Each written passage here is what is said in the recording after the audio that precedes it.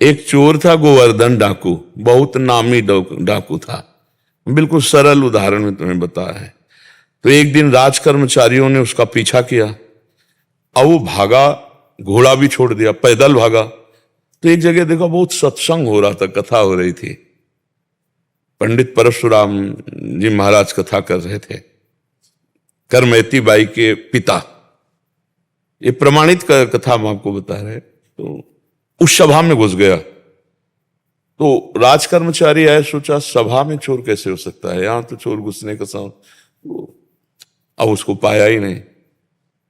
जब कथा 2-3 घंटे बाद समाप्त हुई तो कथा का प्रसंग चल रहा था। वृंदावन में श्री बांके बिहारी लाल को आज यशोदा मैया ने सोने की करधनी, सोना, वो तो चोर आदमी, करधनी सोने की। भगवान श्री कृष्ण चंद्र जी को बांके बिहारी को कह के पुकार। 8 वर्ष की अवस्था है, मैया ने सोने की लकुट दी, सोने का। अरे इतना माल एक साधारण, और गाय चराने अपने सखाओं के साथ जा रहे हैं।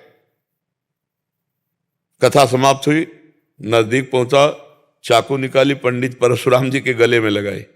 पता लिखो, ये जो इतना धनी बालक का वर्णन कर रहे थे, पता लिखो। उन्होंने देखा तो उनका डाकू है जो मेरा नाम सुन करके भयभीत हो जाते हैं, हमारा नाम गोवर्धन डाकू है। कहा भैया इतनी तुम्हें जल्दीबाजी क्या है? बोले पता लिखो। केवल कहा?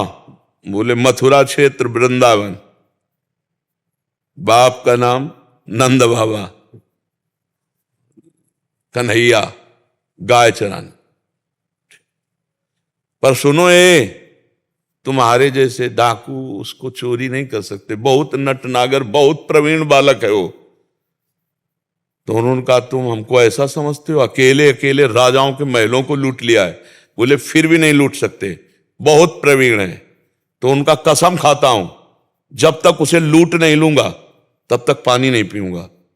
परशुराम जी ने सोचा भगवान की अपार कृपा इसके ऊपर, पता नहीं क्या लीला होने वाली है इसके ऊपर। उन्होंने कहा सुनो, हमारी तरफ से माखन मिश्री ले लो, जब तुम्हारा बस ना चले तब माखन मिश्री उसे खवा देना। हाँ ये बात भी ठीक है, बच्चा है, फुसला के काम चल जाए तो मारना काहे को पड़ेगा। माखन मिश्री फेट में बांधी और कहा कसम खाता हूं जब तक उसे लूट नहीं लूंगा तब तक मैं पानी नहीं पीऊंगा। पर नाम क्या बताया तुमने? इतना बड़ा नाम तो। बोले श्याम सुंदर। श्याम सुंदर, श्याम सुंदर, वृंदावन, गाय चराना, श्याम सुंदर। अब भगवान का चिंतन बनने लगा। देखो चिंतन बनने लगा। अब वो पैदल चल करके आया। अब एकांत में जहां गाय चरते तो पूछते श्याम सुंदर की गौएं कौन है? बोले सब हैं, ये ब्रजमंडल है, हर गौशाला भगवान के नाम की है। नहीं, बोले वो जो यशोदा मैया ने श्रृंगार करके चराने में, बोले वो तो कथा में लिखा है, प्रगट में थोड़ी अब रह गया। अरे बोले नहीं, पंडित जी झूठ नहीं बोल सकते। हम लोग चोर डाकू झूठ बोल सकते हैं, पंडित थोड़ी झूठ बोल सकते हैं। भगवान तो है ना, वो अपने भगवान को, मतलब श्याम सुंदर है ना। अब एकांत में विकल हो गया और कहा अगर कोई ईश्वर है तो मुझे श्याम सुंदर से मिला दे, क्योंकि मैंने कसम खाया है बिना लूटे पानी नहीं पिएंगे। इतने में आवाज आई एक ग्वारिया पर, ए श्याम सुंदर तुम्हारी गाय इधर जा रही। अरे दौड़ा उधर, देखा कमर में हाथ रखे, न जाने कौन से गुण पर दयाली दिए जाते हैं, पीतांबर की फेट, वैसे ही श्रृंगार जैसा पंडित जी ने वर्णन किया था। श्याम सुंदर, कमल नयन, मोर मुकुट और करधनी और लकुट। उसने हर चाकू निकाली, हर सखा को, और वो सब सखा दिव्य, वो गायें दिव्य भगवान ने प्रकट की थी। सब सखाओं का भाग जाओ नहीं मार डालेंगे। भगवान ने इशारा किया कि जाओ इसको हमें एकांत में निहाल करना है। बोले हाँ बोल रहे। बोले तू डरता ले क्या? बोले अब काल से भी नहीं डरते, तेरे से क्या डरना है? बोले मेरा नाम नहीं सुना होगा इसलिए तू डरेगा। अब ये मेरा नाम गोवर्धन डाकू, तो गोवर्धन ही तो नाम है ना, मेरा नाम गोवर्धन धारी है। भगवान उससे जब वार्ता कर रहे हैं तो उसका जीवत्व तो नष्ट हो रहा है, अज्ञान नष्ट हो रहा है। उन्होंने देखा बड़ा प्रवीण पंडित जी कह रहे थे माखन मिश्री खवा के काम कर ले। बोले सुनो, भगवान ने कहा अच्छा ऐसा प्यार करते हो? बोले प्यार के लिए नहीं है, ये सोना चांदी जो पहले ही उतराले के लिए। वो कहा ये तो वैसे ही उतार देंगे, लाओ तुम्हारा।